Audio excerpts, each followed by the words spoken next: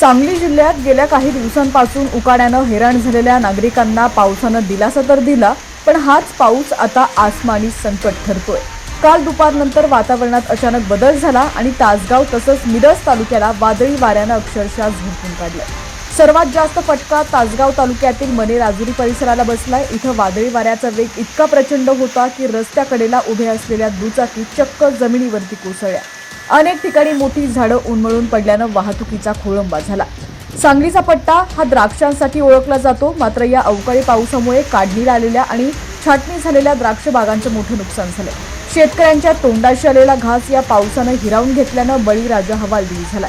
तर दुसरीकडे मिरज उत्तर भागासह सिद्धेवाडी, भोसे आणि रत्नागिरी नागपूर महामार्गावर विजांच्या कडकडाटासह पावसानं जोरदार हजेरी लावली आहे। सकाळी प्रचंड उकाडा जाणवत असताना दुपारी अचानक आलेल्या या पावसामुळे प्रवाशांची मोठी तारांबळ उडाली। हवामान विभागानं येत्या काही तासात पुन्हा पावसाची शक्यता वर्तवलेली आहे, त्यामुळे नागरिकांनी आणि विशेषतः शेतकऱ्यांनी सतर्क राहण्याचं आवाहन प्रशासनाकडून करण्यात येत आहे।